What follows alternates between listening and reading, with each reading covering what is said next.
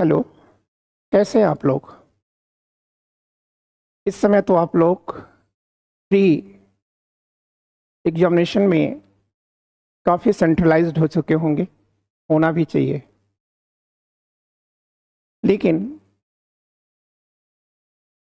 साथ में करंट को जितना ज़रूरत हो सके उतना समय भी देने की कोशिश करिए।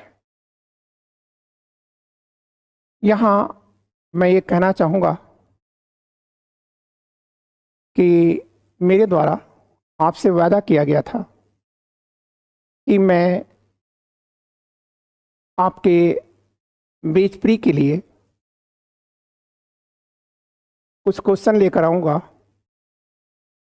तो वह दौर आपका कल से शुरू हो रहा है और कल से आपके बीच कुछ क्वेश्चंस जो कि ट्रेडिशनल होंगे, संभवतः मैं सोचता हूँ कि पॉलिटी से शुरुआत होगी, उसमें कुछ पॉलिटी भी रहेगी, हिस्ट्री भी होगा, और उन क्वेश्चनों को आपके बीच में व्याख्या सहित दिया जाएगा जो आपके लिए काफ़ी बेनिफिशियल होगा। फिलहाल अभी हम द हिंदू का जो एडिटोरियल है और न्यूज जो पब्लिश्ड हुआ है उसकी हम लोग एनालिसिस करते हैं। तो सबसे पहले अगर आप देखें तो पहला जो एस्से आपके बीच में या आर्टिकल आपके बीच में जा रहा है, ये कह रहा है कि समय का तकाजा है जब हमारी जुडिशियल को, ठीक है, स्ट्रांग कदम उठाना होगा। एक मजबूत कदम उठाने की बात कर रहा है। इसका मतलब हमारी जो न्यायपालिका है, जो उसका ढुलमुल रवैया है, उसी ढुलमुल रवैये से असंतुष्ट होकर के, ठीक है, इस आप कह सकते हैं लेखक ने अपने विचार रखे हैं। खुद ये पेशे से सुप्रीम कोर्ट के एक वकील हैं, तो देखिए ये कहना क्या चाह रहे हैं। इनका कहना है कि हमारा जो सुप्रीम कोर्ट है उसका कार्य केवल 4 है, लेकिन ये अपने कार्यों को भूल चुका है। ये भूल गया कि उसकी स्थापना क्यों की गई है, उसका उद्देश्य क्या है। तो नेचुरली जिस समय एपेक्स कोर्ट की स्थापना की गई थी उस समय उद्देश्य में बेल देना नहीं था, वो तो एक साइड वर्क है उसका। उसका मेन वर्क तो 4 था ना, वो चारों वर्क हमने लिख रखा है। सबसे पहले मैं आपको उससे परिचय करा दूं। आप पहली बात आप याद रखिएगा कि उसका जो मेन वर्क है वो मेन वर्क है डिस्प्यूट अगर केंद्र और राज्य के बीच है या केंद्र और राज्यों के बीच है तो उसको सुनना और उसका निदान तलाशना, उस पर निर्णय देना। दूसरा वर्क है यदि प्रांतों और प्रांतों के बीच स्टेट वर्सेस स्टेट का मैटर है या स्टेट वर्सेस अनेक स्टेट हैं, क्लियर, उसका मैटर सॉल्व करना, चाहे इसमें सीमाओं का प्रश्न हो या नदी जल विवाद हो, ठीक है, ये सब प्रश्न का समाधान आपको करना था। तीसरा वर्क आपको करना था जो हमारे देश के नागरिक हैं उन नागरिकों का जो मूल अधिकार है, उस मूल अधिकार या फंडामेंटल राइट्स की आप रक्षा करें। ठीक है। और उसके बाद ये था कि सर आप कॉन्स्टिट्यूशन की व्याख्या करें, और कॉन्स्टिट्यूशन की व्याख्या में भी आपसे दो उम्मीदें की गई थी। एक तो उम्मीद ये की गई थी कि ऐसा कोई कानून न बनने पाए जो हमारे प्रियम्बल की भावनाओं का उल्लंघन करता हो। क्लियर। दूसरी बात आपसे उम्मीद की गई थी कि आप ये भी देखते रहें कि एग्जीक्यूटिव और लेजिस्लेटिव के बीच कैसे संबंध विकसित हो रहे हैं। क्लियर। वैसे तो हमारे संविधान के अंदर स्पष्ट रूप से सेपरेशन ऑफ पावर शब्द का उल्लेख नहीं है, फिर भी डायरेक्टिव प्रिंसिपल में ऐसा कहा गया है। क्लियर।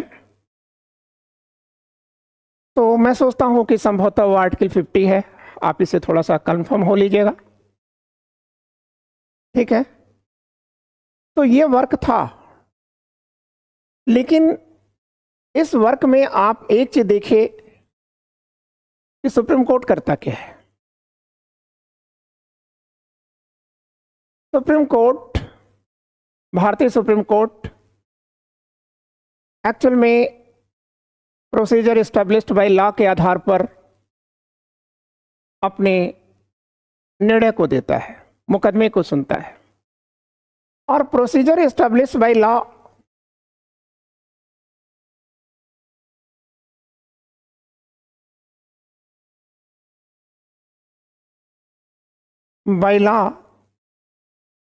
के तहत फैसला देने के कारण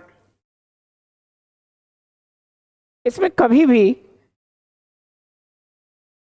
पार्लियामेंट या लेजिस्लेटिव असेंबली द्वारा जो कानून निर्मित किया गया है वह कानून कितना रेशनल है, कितना लॉजिकल है, ठीक है, इस पर कोई विचार विमर्श नहीं किया जाता। ऐसा होना चाहिए।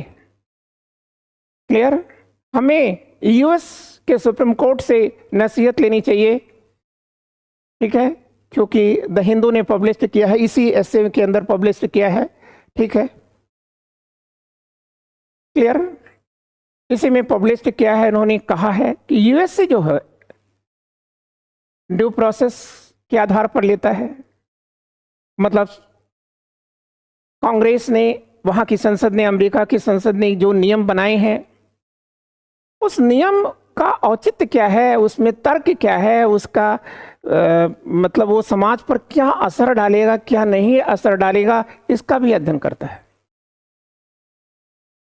लेकिन जो भारतीय सुप्रीम कोर्ट है वो करता क्या है? फर्स्ट चीज तो ये है कि भारतीय सुप्रीम कोर्ट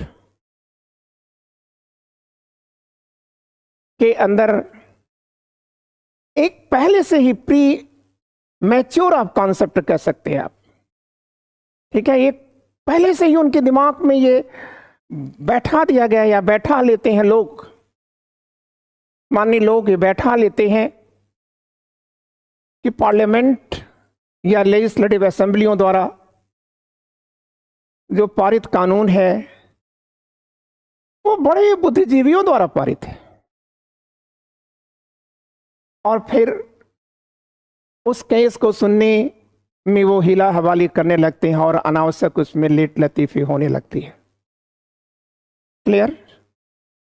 और उसका परिणाम ये होता है कि आपने सुना भी होगा, कानून में देरी बहुत बड़ा अन्याय है। ये खुद में ही एक अन्याय है। आप कितने बरसों तक चला है मुकदमा 370 पर, लेकिन सुप्रीम कोर्ट अब जाकर के फैसला दे पाता है कि नहीं नहीं नहीं, ठीक है, ठीक है, 370 सही है, हटाया जाना सही है। ठीक इसी प्रकार से इस आर्टिकल में लिखा हुआ, और वो क्या लिखा है, आइए देखते हैं क्या लिखा है।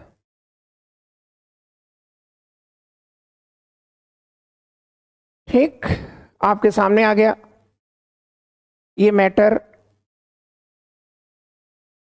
ये कहीं और से नहीं लाया गया, ये मैटर आपके आर्टिकल का पहला पैराग्राफ है, जिसे आप बेहतर तरीके से देख सकें इसलिए इसे अलग किया गया है। इसमें आप देख रहे हैं, कह रहा है कि सूनर और लेटर, जल्दी में या आज नहीं तो कल सुप्रीम कोर्ट को सीएए पर विचार करना ही होगा, सिटीजन्स अमेंडमेंट एक्ट पर विचार करना ही होगा और उसे तलाशना ही होगा कि क्या वह हमारे संविधान की भावनाओं के अनुरूप है या नहीं। लेकिन सर, ऐसे मैटर पर, ऐसे क्रूशियल मैटर पर इतनी देरी क्यों कर रहे हैं आप? और उसका परिणाम यहां पर बताया जा रहा है कि एक तरफ सुप्रीम कोर्ट का फाइनल डिसीजन नहीं आया और दूसरी तरफ एक घटना हो रही है, क्या कि जो एप्लीकेंट्स हैं, 3 देशों के जो एप्लीकेंट्स हैं, जो भारत की नागरिकता चाहते हैं, उनको नागरिकता भी दी जा रही है। तो अब प्रश्न आता है कि कल अगर सुप्रीम कोर्ट फैसला देता है कि नहीं, सीएए गलत है, तो उनका क्या होगा जिन्हें सिटीजनशिप मिल गई, और उनका क्या होगा जिन्हें सिटीजनशिप के अयोग्य ठहरा दिया गया। फिर कह रहा है कि कुछ ऐसे भी पटिशनर्स हैं, पटिशनर मतलब मुकदमा करने वाले, ऐसे हैं जो कोर्ट में ही दलील देते हैं कि दोहरी नागरिकता क्यों न दे दी जाए। इसका मतलब ये है कि आप अपने जो मूल देश है, उस मूल देश की नागरिकता को बनाए रखते हुए भी आप अपने देश की नागरिकता को बनाए रख सकते हैं। ये कहां तक उपयुक्त है? अब प्रश्न आता है, उपयुक्त हो या अनुपयुक्त हो इसको छोड़िए, बात तो सर ये है ना कि आपका गठन क्यों हुआ था। आपका गठन इसलिए हुआ था, सुप्रीम कोर्ट का गठन, एपेक्स कोर्ट का गठन इसलिए हुआ था ताकि वह जो हमारा, आप कह सकते हैं कि पेरेंटल लॉ है, उस पेरेंटल लॉ की आप व्याख्या कर दें, उसकी रक्षा कर दें। लेकिन क्या अगर ये पेरेंटल एक्ट या पेरेंट एक्ट के विरुद्ध जाता है तो फिर क्या होगा?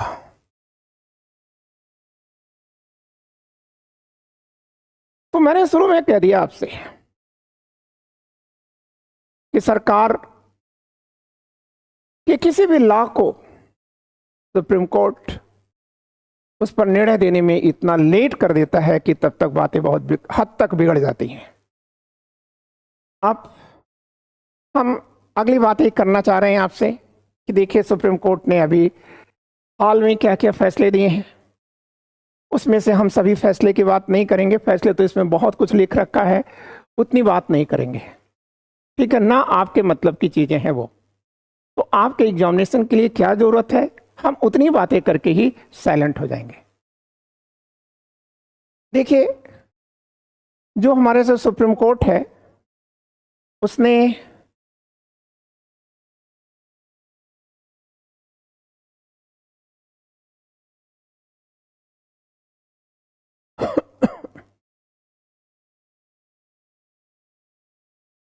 अभी, ये तो हो गया। हाँ, एक चीज ये है, हाँ यहां पर देखना था, इसको भी समझा देते हैं आपको। देखिए, सुप्रीम कोर्ट में एक मुकदमा आता है और वो मुकदमा है Manish Kumar versus union of India 2021। उसमें सुप्रीम कोर्ट कहता क्या है विद्वेष या आप कह सकते हैं मैलसी या द्वेष, मैलसी गलत दृष्टिकोण को रखकर निर्मित किया गया कानून वह हमारी सीमा क्षेत्र में नहीं आता। क्लियर? ये इस मुकदमे में कहा गया। ऐसा वो क्यों कह सकते हैं? तो आप कह सकते हैं कि जो भारतीय सुप्रीम कोर्ट है वह प्रोसीजर एस्टेब्लिश्ड बाय लॉ, यहां हमने लिख रखा है, के आधार पर ही अपना निर्णय देता है।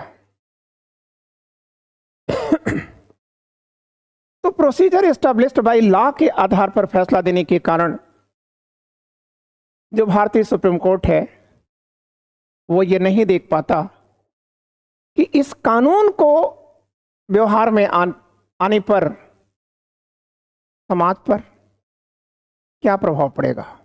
इसका मतलब तार्किक व्याख्याएं यहां नहीं होती। तार्किकता के लिए कोई जगह नहीं है। अब आर्टिकल कहता है कि इसलिए हमें यूएस के सुप्रीम कोर्ट से पढ़ा लेनी चाहिए जो ड्यू प्रोसेस ऑफ लॉ के आधार पर डिसीजन देता है कि कांग्रेस द्वारा निर्मित कोई भी कानून का समाज पर क्या असर पड़ेगा, उसका लॉजिक क्या है, उसके पीछे तर्क वितर्क क्या है, ये सब पर निर्णय करके ही वह अपने फैसले को देता है। क्लियर? जबकि भारतीय सुप्रीम कोर्ट में ये चीजें नहीं है। और जैसा कि आपने देखा कि भारतीय सुप्रीम कोर्ट ने इस मुकदमे में ऐसा ही फैसला दिया है और कहा है, said that legislative malice is beyond the pale of jurisdiction of law courts. Clear? अब आइए हम देखते हैं कि उन्होंने लेटेस्ट में क्या क्या की चीजें की हैं। लेटेस्ट तो यहां कुछ होता नहीं फिलहाल, लेकिन फिर भी ये देखिए, एक बंदा है और उस बंदे का नाम है Anoop Barnwal versus union of India. आप इस मैटर को पढ़ने के स्थान पर मैं इस पूरे मैटर की आपको समरी बता देना चाहूंगा। देखिए, एग्जैक्टली 2015 में यह मुकदमा आ रहा है, फैसला 2023 में आता है और 2015 के इस मुकदमे में एक बात कही गई कि सर जो ईसीआई है ना, इलेक्शन कमीशन ऑफ इंडिया है ना, इसमें जो चीफ होते हैं या जिसे आप कहते हैं कि चीफ इलेक्शन कमिश्नर या अदर कमिश्नर्स, इनकी नियुक्ति के लिए कोई स्पष्ट प्राविधान नहीं है। हमारे कॉन्स्टिट्यूशन में कोई स्पष्ट प्रोविजन नहीं है सर, इसलिए आप इसका प्रोविजन दें। तो सुप्रीम कोर्ट 8 साल तक सुनवाई करता है। देख रहे हैं आप कितना है डिले। और अगर आप न्याय में डिले कर रहे हैं तो इसका मतलब आप न्याय से डिनाई कर रहे हैं। मतलब आप कह सकते हैं कि न्याय में देरी, ठीक है, सबसे बड़ा अन्याय है। उस न्याय का क्या मतलब है, ठीक है, जिसमें इतनी आपने देरी कर दी। परिणाम क्या होगा कि सुप्रीम कोर्ट ने अपने फैसले में कहा कि ठीक है, हम एक फैसला देते हैं। वो फैसला इन्होंने क्या दिया?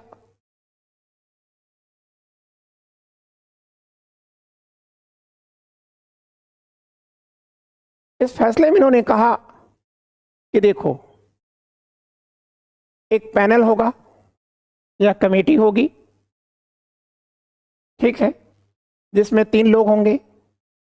एक प्राइम मिनिस्टर ऑफ इंडिया होंगे, दूसरी तरफ लीडर ऑफ अपोजिशन होगा, विपक्ष के नेता होंगे, और तीसरी तरफ सीजीआई होंगे। चलिए भाई, अच्छी बात है, अच्छा नियम था ये, ठीक है, क्योंकि विपक्ष का नेता और सीजीआई दोनों दो ध्रुव हो जाएंगे, प्रधानमंत्री एक अलग ध्रुव हो जाएगा, और ऐसी स्थिति में, ठीक है, जो भी चीफ कमिश्नर बनकर आएगा या अन्य कमिश्नर बनकर आएंगे, उनके बारे में उम्मीद की जाती है कि वह निष्पक्ष होंगे। लेकिन सुप्रीम कोर्ट ने अपने इस फैसले में आगे क्या कहा कि यह नियम तब तक मान्य होगा जब तक कि पार्लियामेंट, भारत की जो संसद है, यह कोई नियम नहीं बना देती है। ठीक, क्लियर, नियम नहीं बना देती। अब पार्लियामेंट ने क्या किया, नियम बना दिया। क्या बना दिया, क्लियर। एक तो पीएम होगा, यहां पर हटा लीजिए, यहां से देख लीजिए आप, एक तो पीएम होगा, भाई ठीक है, ये भी अपोजिशन का लीडर भी होगा, चलिए ये भी है, लेकिन उन्होंने कहा तुम्हारी कोई जरूरत नहीं है,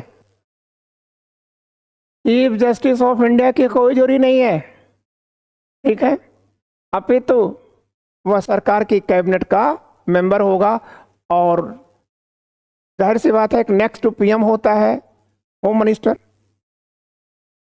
क्लियर। तो ये होम मिनिस्टर आ गया, इसका मतलब आप जरा देखिए, सत्ता पक्ष से पीएम हो गया, पीएम का सहयोगी होम मिनिस्टर हो गया, और निर्णय बहुमत से लिया जाना है, क्लियर। तो आप क्या उम्मीद कर सकते हैं कि जो ईसीआई बनकर आएगा वह ईसीआई कैसा होगा, ये आपको सोचना है, या किसी भी बुद्धिजीवी समाज को सोचना है, ठीक है। थैंक यू, ये पोर्शन आपका खत्म हो गया। अब आइए हम लोग आगे चलते हैं। अगला मैं आपको एक जीएस पॉइंट ऑफ व्यू से एक मैटर बताने जा रहा हूं, वो है, इसमें दो शब्द लगे हैं, बायोबॉप्स, ठीक है। तो बायोबॉप्स क्या है, एक अद्भुत पौधा है, मिस्टीरियस रहस्यवादी पौधा है, ठीक। अब रहस्यवादी से क्यों कहा जा रहा है, तो आइए इसी मैटर को जो आप छोटे में देख रहे हैं उसी को बड़े में दिखाया गया। तो पहली चीज तो आप इसके पिक्चर को आप देख लीजिए, देख रहे हैं कुछ अलग सा पौधा है। हाँ, जब गर्मियां आती हैं, ये जो पत्तियां आपको दिख रही हैं, ये पत्तियां भी गायब हो जाती हैं, ठीक है। और ये पौधा मेडिकेटेड पौधा है, और आपको सुन करके ताजुब होगा कि यह पौधा 21 मिलियन ईयर्स पहले आया था इस पृथ्वी पर। तो आइए इनके बारे में जानते हैं, इस पौधे के बारे में जानते हैं। अरे तो देखिए,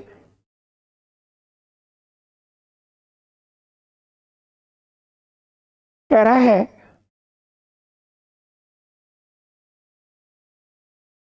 कि ये जो पौधा है इसकी ओरिजिन कहां से होती है, बायोबॉप की ओरिजिन कहां से होती है। तो आप कहेंगे कि सर ये जो इसकी ओरिजिन है,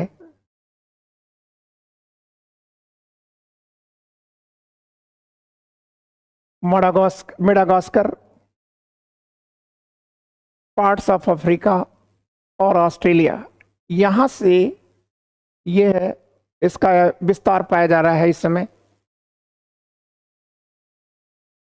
लेकिन एग्जैक्टली देखिए, ये कह रहा है कि यहां तक ये पौधा है, लेकिन ये एग्जैक्टली कहां का मूल पौधा है, तो वो कह रहा है कि यहां का पौधा है, मेडागास्कर का है।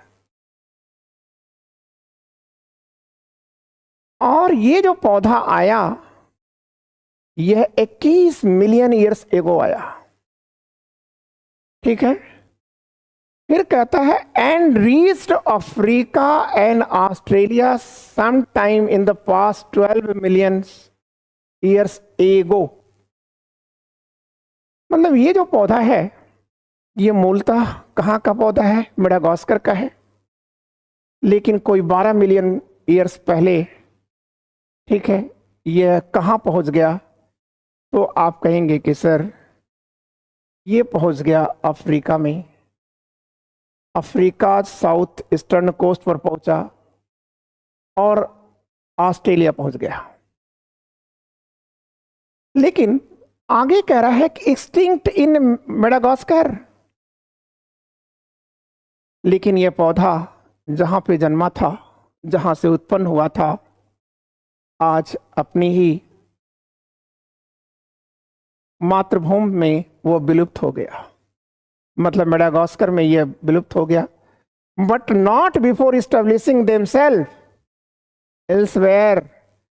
लेकिन विलुप्त होने से पहले ही, अपने अस्तित्व को मेडागास्कर में समाप्त करने से पहले ही वह ऑस्ट्रेलिया और अफ्रीका में पहुंच गया। अब प्रश्न आता है कि यह कहानी बहुत कुछ बयां करती है कि यह इंडियन ओशन को में पार करते हुए ये कैसे इन क्षेत्रों में आया? तो कहता है कि सर निश्चय ही फ्लोटिंग के माध्यम से आता है। क्लियर? इसके जो बीज हैं वो फ्लोट करते हुए, ठीक है, ये आते हैं। क्लियर? तो आपने इस मैटर को भी समझ लिया है। अब एक बहुत छोटा सा मैटर है, आज आपका कम टाइम लगा है, और वह टॉपिक है, ये आप देखिए ना, ये आपको विनस दिख रहा होगा। अब इसमें कह रहा है कि इसका जो वाटर है, वेनस का वाटर, ये क्या है? एक रहस्य है। तो इसमें कह रहा है कि more than 4 billion years ago, मतलब कह रहा है कि 4 बिलियन सी बात कर रहा है। ठीक है, 4.5 लिख दिया था, चलिए कोई बात नहीं। तो ये 4 से 4.5 बिलियन, 5 बिलियन ईयर्स पहले क्या था कि वेनस पर जो है, ठीक है, ये क्या था? तो कहे कि पर्याप्त पानी था। मतलब इसमें कहना है कि 3 किलोमीटर गहरा यहां पर ये एक समुद्र था, लेकिन आज वहां 3 इंच गहरा, कभी 3 किलोमीटर था, आज 3 इंच गहरा एक छोटा मोटा पानी का एक सैलो वाटर से बचा रहा। वो भी है या नहीं, यह एक रहस्य है। अब प्रश्न आता है कि ये पानी गया तो गया कहां? ठीक है, ये पानी जो वेनस पर इतना पानी था, वह पानी गया कहां? तो इसमें, ठीक है, हाँ, एक चीज आप याद रखिएगा कि यूनिवर्सिटी ऑफ कोलोराडो की एक मैगजीन है, यूएस की एक जो यूनिवर्सिटी है कोलोराडो, उसी यूनिवर्सिटी की एक मैगजीन है नेचर। और इसी नेचर में क्या पब्लिश्ड होता है? इस प्रकार की जो सूचनाएं हैं वो पब्लिश्ड होती हैं, मतलब ग्रहों और उपग्रहों से संबंधित सूचनाएं आती हैं। तो अब देखिए, ये कह रहा है कि ये पानी गया कहां?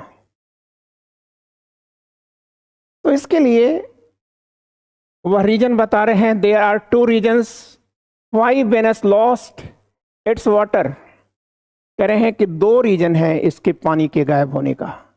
एक रीजन क्या बता रहे हैं वो? फर्स्ट रीजन क्या बताया जा रहा है? वो कह रहा है कि इट्स अ हेलिस एटमॉस्फेयर। यहाँ एक जो एटमॉस्फेयर है, जो वायुमंडल है, वह कैसा है? आप कहेंगे नरकीय है, हेलिस है। ठीक है। क्यों हेलिस हो रहा है? तो आप कहेंगे कि सर इसमें कार्बन डाइऑक्साइड था। क्या था? CO2 था। अब जब CO2 था तो CO2 ने क्या किया? ठीक है, तो ये कह रहे हैं कि इसी CO2 ने ग्रीन हाउस इफेक्ट बना दिया। क्या बना दिया? ग्रीन हाउस इफेक्ट को जन्म दे दिया। ठीक है, ग्रीन हाउस इफेक्ट से सभी परिचित हैं, इसके पहले भी मैं इसको समझा चुका हूं। तो ग्रीन हाउस इफेक्ट के कारण, ठीक है, यहां का टेम्परेचर बहुत बढ़ जाता है और जो इसका सतह है, जिसका वेनस का जो सतह है, उस सतह का टेम्परेचर 450 डिग्री सेंटीग्रेड हो जाता है। ठीक है, और परिणाम क्या होगा? तो water can only exist as a vapour in a Venus. फिर क्या होगा? 450 पर भाई पानी तो 100 पर ही खौल जाएगा, इसका बॉइलिंग पॉइंट है। इसके बाद ये वेपर में बदल जाता है, वाष्प में बदल जाएगा। ठीक। तो अब प्रश्न आता है कि यहां पर 450 डिग्री सेंटीग्रेड है, तो ये पानी यहां है, तो ऐसा नहीं कि पानी चला गया, पानी है, लेकिन ये पानी किस रूप में है? तो आप कहेंगे कि सर वो वेपर के रूप में है, वाष्प के रूप में है। क्लियर? अब दूसरा रीजन क्या बता रहे हैं? ये एक रीजन तो ये हो गया। दूसरा क्या बता रहे हैं? तो कह रहे हैं कि second water was a victim of the planet. ठीक है, मतलब ये कह रहे हैं कि ये जो विनस है ना, यह और इस पर उपस्थित पानी दोनों शिकार बन गए। किसका शिकार बन गए?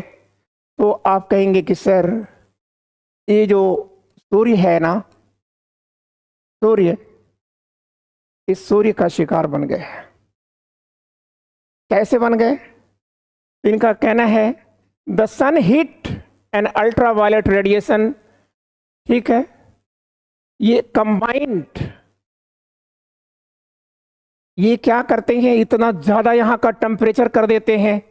इस टेम्परेचर के बाद यहां का जो वाटर था, ये वाटर मॉलिक्यूल ये टूटते हैं और टूटने के बाद यह वेपर में बदल जाते हैं। ठीक है, क्लियर? यही इनको नरेशन करना था। ठीक है, और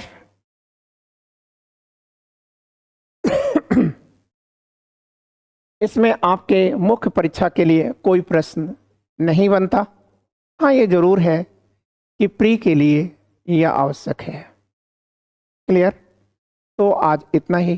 थैंक यू। कल हम जल्द ही आपको MCQ देंगे। Thank you. Good day.